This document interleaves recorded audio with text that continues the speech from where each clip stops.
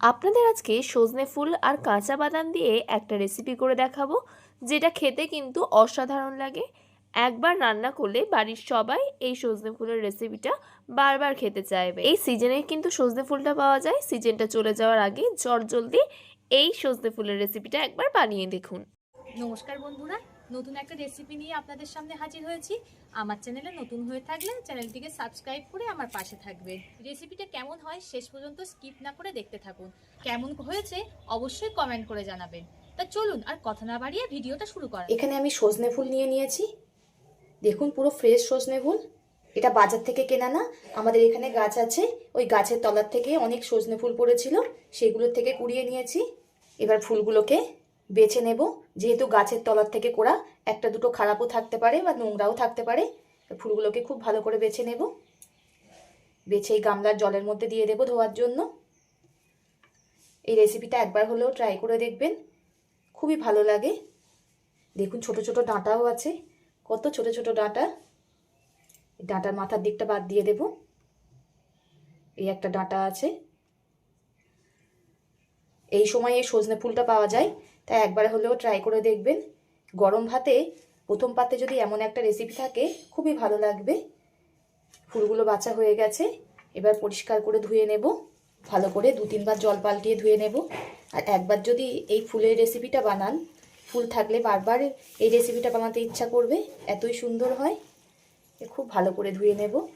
আমি ফুলগুলো খুব ভালো করে 3-4 বার ধুয়ে নিয়েছি। এখানে একটা আলু নিয়ে নিয়েছি, আমি একটাই নিয়েছি, আপনারা আপনাদের পরিমাণ মতো নিয়ে নেবেন। এবার আলুটার খোলা ছাড়িয়ে নেব।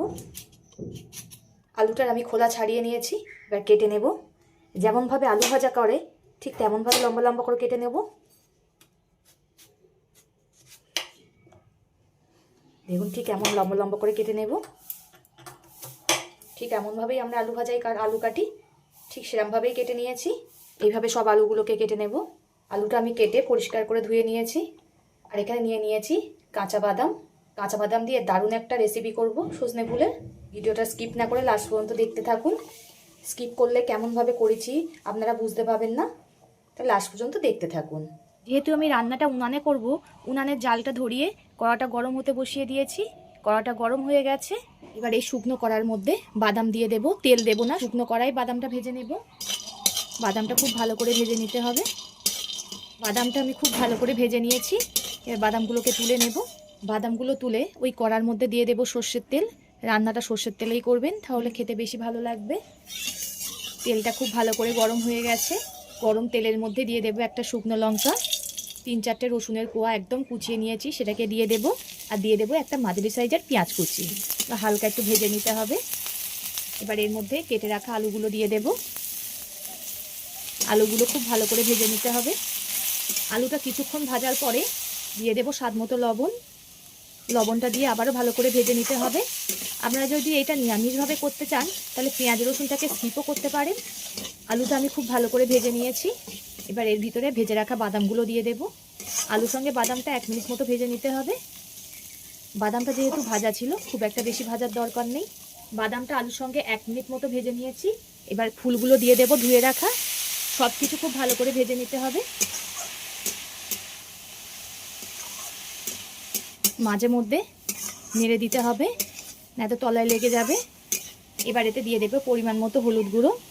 অনেকেই আছেন ফুলের একটা তিতো ভাবের জন্য এই ফুল খেতে চান না। এই পদ্ধতিতে একবার হলেও ট্রাই করে দেখবেন, সবারই খুবই ভালো লাগবে। বন্ধুরা, কে কোথা থেকে দেখছেন কমেন্ট করে জানাবেন।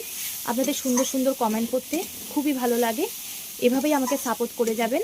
আপনারা সাপোর্ট না করলে আমি কখনোই এগিয়ে যেতে পারবো না। এবার এতে দিয়ে দেবো অল্প করে চিনি। মিষ্টিটা আপনারা আপনাদের স্বাদ মতো ব্যবহার করবেন। চিনিটা দিয়ে আবারও একটু ভেজে নিতে হবে।